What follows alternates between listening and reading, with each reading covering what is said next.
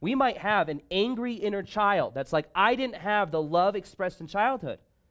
So there's an angry inner child on the inside that we can call our shadow. But here's the thing.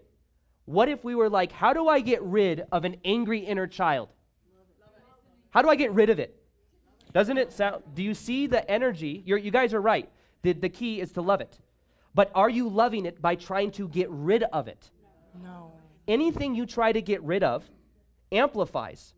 If you try right now not to think negative thoughts, or you try to control your thoughts, you want to know what's going to happen?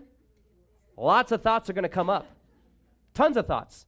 Because you're trying to control. Yeah, a lot. Right? Yeah. So what if you could witness that inner child part of you? What is a dark aspect maybe of an inner child or a dark aspect of the shadow that you might feel kind of uncomfortable with? What is maybe the emotion rooted in that? And let's take a deep breath in. Anytime we're trying to get this information inside of our subconscious, we take a deep breath. Because when we stop breathing, we lock in. We lock in and we hold ourselves back. So what would you say is, if you were to like kind of bring to mind right now something as an aspect maybe that you kind of resist integrating, or you'd kind of judge this negative aspect of my shadow, I don't like it, I want to get rid of it, what would it be? Honestly, the first thing that comes to my mind is the trust that I had in other people. Yeah. That was me trusting all the time people that were always hurting me.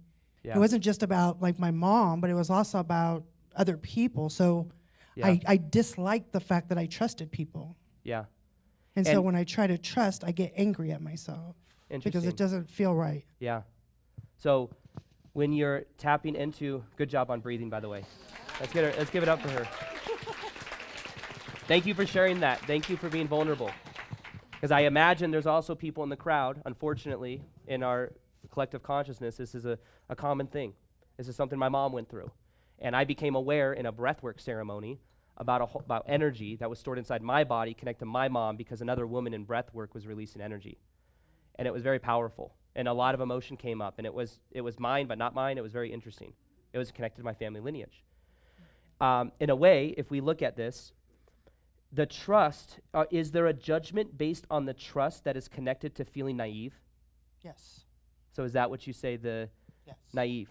Yeah. And what is the choice then made? Would you mind holding it up just a little bit Sorry. more? It's okay. So would you, what is the belief, what is the belief then around that? How about this? What is the belief protecting you from? What emotion? Crying from like feeling, period. Yeah. Yeah. So if Like I mentioned earlier that, sometimes when somebody just barely touches me like that, sometimes I'm just like, don't touch me. right. But I don't mean it, right? I literally want that Yeah. connection, but it's like, Yeah. I feel like I'm going back to that little child, like, don't touch me because you're going Right. to hurt me or Yeah. this is going to happen. So that's what I'm struggling with. Like, how do you love your inner child? Like, I can love my children. I Yeah. gave all my love to my children. Yeah. But how do you love your own child? Like, how Right. do you go back and save that child to... The challenging thing about this is that we all have an inner child that was doing the best they could who didn't know. How can we expect an inner child to know the intentions of an older man? Right? So that inner child part of you that felt that way, we can judge it or we can think it's naive, but it was just doing the best that it could. It wasn't that part of you, it wasn't their fault. Sure. And very often when it comes to this childhood energy, we internalize it and think that it has something to do with us. I attracted this situation because there's something wrong with me. Yeah. Does that resonate? Yes. Is there that? I say that a lot to myself. Yeah. Let's take Even though another- I know it's not true, I still yeah. bring that in. Yeah. So there's an aspect. So what do you think a breakthrough is maybe around this relationship with your inner child that could maybe allow them to feel seen, not judged? And how could you begin? Because you're doing it. By the way, throughout this entire experience, she keeps breathing. Am I right? Let's give it up. So, and just keep that breath going. Now, when you're an adult now who has the body awareness to breathe into your body. So take a deep breath in. And right now, feel the separation between you and me. Feel the separation between you and the people in front of you. Feel the separation between you and the walls. What do you feel happening in your body right now, just as you focus on the brim of your body versus these other things? Actually, I felt like I was more in control of myself and I had more power. When you're just now doing that exercise? Mm-hmm. Interesting. Because what we're learning to do is learning to trust our body. To put the pressure on a little kid to have the power to whatever happened with an older person, right? That's a big burden to put on a little kid. It's not that little kid's fault. It's not something that they did wrong. It's something that we can begin becoming aware of allowing ourselves to feel inside of our own body again. Yes. And being present, you can also be present with that inner child part of you. So let me ask you a question. If you were to take another deep breath in, close your eyes, and let it go. And if you were to imagine that little girl in front of you, any age that comes to you, you just see what is she wearing. You don't have to say it out loud, but maybe see what she's wearing. See what her outfit is. See how she is holding herself, her body language. See maybe how she feels. And keep breathing. Beautiful. Now, what do you notice about that inner child? She's resilient. Okay. How's she And feeling? She's happy. She's happy. Okay, let's go a little bit underneath that happiness. Because there's aspects of our inner child that we sometimes maybe don't want to look at. It's easy to look at the happiness. But maybe we can actually see and acknowledge emotion inside that inner child part of us and just witness them. We don't need to fix them. It's okay to feel sadness. It's okay to feel anger. It's okay to feel whatever emotion comes up. If you were to give her permission to feel whatever's coming up, what comes up? She wants to scream. Yeah. Maybe you let her scream.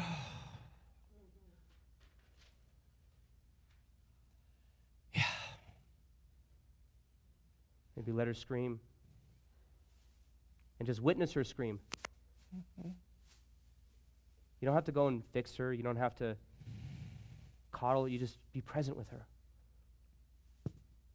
And breathe with her. What's happening now? She's calming down. So in the witnessing of that part of you that was screaming, there's now a calming down that happens. Like being noticed. Yeah. Yeah. Now what? If you close your eyes again, and you imagine, let's imagine that part of you that was screaming, and then what happens is she begins to relax. What happens when she's relaxing? Is there any other emotion that's coming up, or?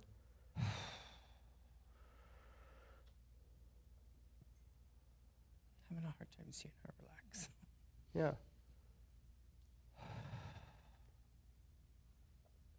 Was there something as a kid that would allow you to relax? Like a blanket? Unless I was asleep. They had me stuck on my thumb. Okay. Well, maybe imagine her sucking on her thumb. I think I did that till I was 13. Yeah. Because every time I went there, that calmed me down. It's like the only thing nobody could take from me. Right. Interesting. Mm-hmm. So if you imagine now that inner child part of you, the relief that they feel, is there any message or anything they desire from you? If you close your eyes and see, what do you want? How can I be with you? All I hear is that she just wants to be heard. Yeah, that's beautiful. Is there anything she wants to say? Well, she said thank you. Okay. Is there anything else she wants to say? To listen to what you're saying. Okay. But no, she's like literally, she's just kind of standing there saying thank you because Yeah. she never got to scream. Like, Yeah. so, because when she screamed, she always got in trouble if she did anything that was too hyper. But I never could sit still. Right. And I Yeah. like to talk. Mm-hmm. And they just kind of took that. Yeah. And didn't allow me when I would speak. I would get in trouble, and Right. that was always too much. Yeah. Good job. She's still breathing. Yeah. It's better than crying right now. Yeah. Well, maybe underneath that, Yeah. if there's crying that comes up. But sometimes underneath screaming is crying. Yeah. You guys ever experienced that? You yell, you scream, and then that energy comes up? Yeah. Would you like to scream? How about this? Would the inner child part of you in the safe space of here Yes. like to scream? Yeah. And all of us witnessing are just observing. We're observing the aspects of ourselves that we never allowed to scream. Because all of us have an inner child part of us that wasn't allowed at certain points to feel anger, that wasn't allowed to express the tension that was going on inside of their body. Or allowed to cry. Or allowed to cry. So what if right now we open up the floor and we allow that little girl inside of you to scream and to release that emotion? And we're going to be here just as empathetic witnesses. And whatever you release. Are you like screaming for real? Yeah. Oh, shit. Yeah. That's what I'm talking about. Just allow yourself to take a deep breath in, and you can just let it out. Present, not perfect.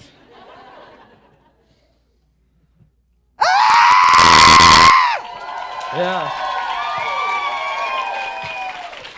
That was weird. Yeah. That was weird.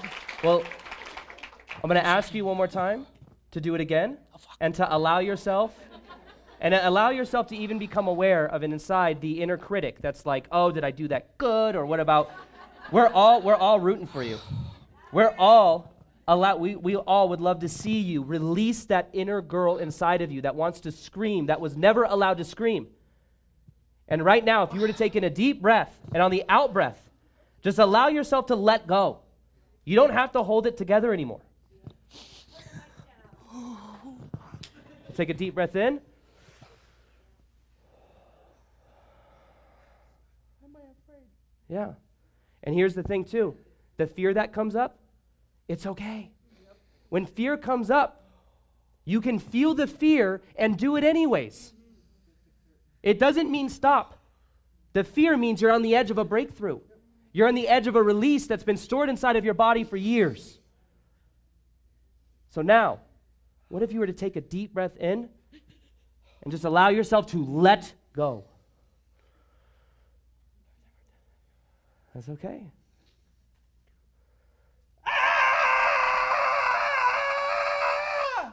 There you go. There you go.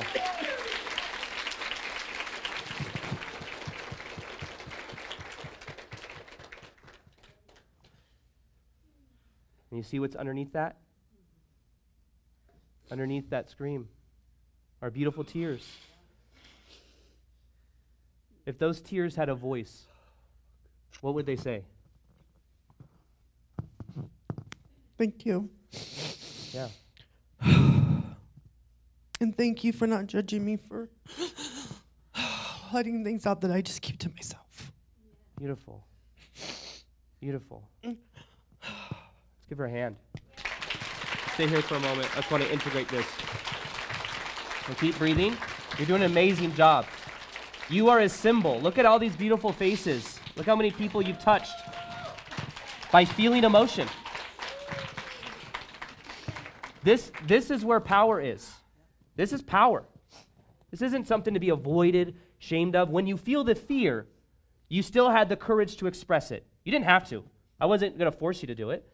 But you had the courage inside of yourself to release it. And underneath that release it felt like something was releasing in your throat too. Is that true? Yeah. What's happening in your throat when you did that? Well, we were just talking about my throat chakra earlier. Yep. Which is interesting. This pattern was literally lodged inside of her throat. And she wasn't allowed to scream for who knows how long. You've held that scream in your body for a long time. Yeah. And it's been under the surface, attracting to you situations that keep feeding the scream. Frustrations and situations, memories even. The memories that you have from your past might be also being filtered through that unprocessed emotion. Does that land for anybody? What if the memories you have of your past are partially in the subconscious because there's this unprocessed energy in your body?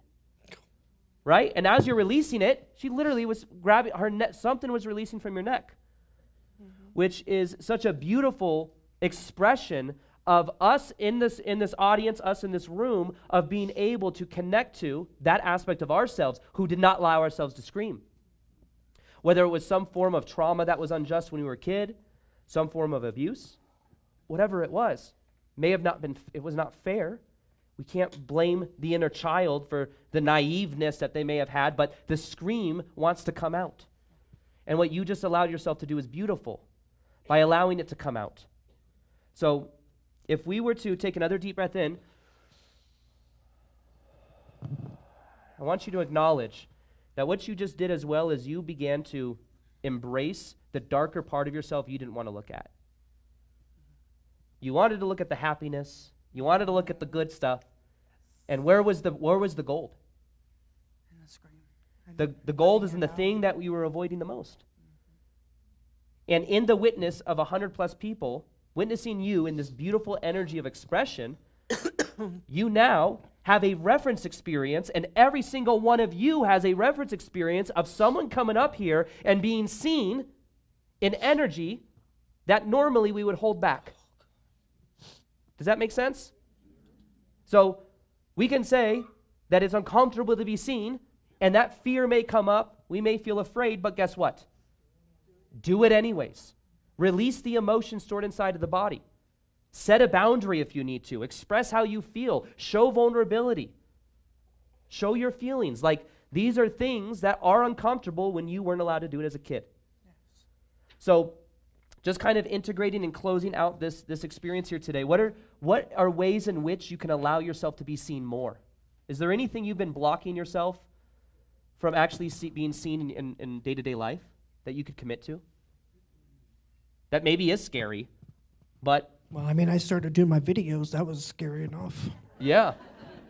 Interesting, right? This becomes a metaphor. The thing that you're avoiding. If you're avoiding making content, and your goal is to be a content creator, right? Your intention is to be a content creator. Where is that block coming from? It was literally in her throat. You expressed it, and now you look much lighter, much more free. How many of you can feel a shift in her energy? Yes. Right?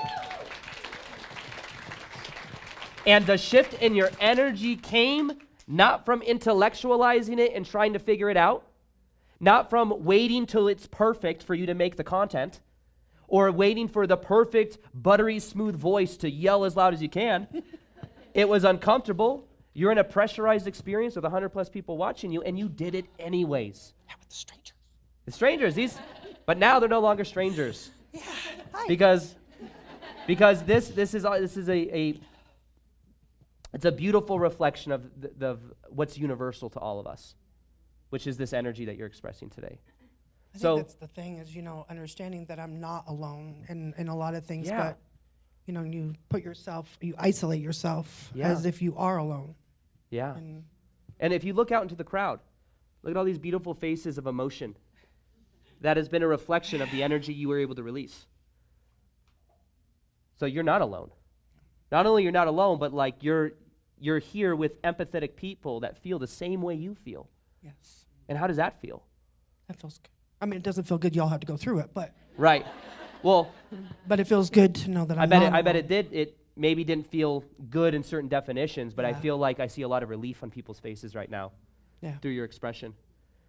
And moving forward, it's a powerful symbol that you were able to be vulnerable and express yourself, and other people, it resonated with them at a deep level, not on a surface level, on a deep level. And that's a beautiful way to start to put yourself out there. Put yourself out there. You put yourself out there, you give people the opportunity to see the real you. You also give other people the opportunity to release and to feel what comes up in them through your expression. And it's no different when you commit to YouTube videos. You share your story. And that becomes a beautiful reflection for everyone else that they can actually then find you. Because you're doing that work and a lot of times people will look at the people when they make a shift or they start to be vulnerable. They'll think of the people they may lose, like friends from high school or family members that might judge. But they also don't look at all the people you could attract in that do resonate with you. Yeah. So that's an interesting thing to look at. It's like we focus on the side that like keeps us to stop, that makes us stop, right? We focus on the negative thing instead of focusing on the authentic thing that you will gain by being the real you.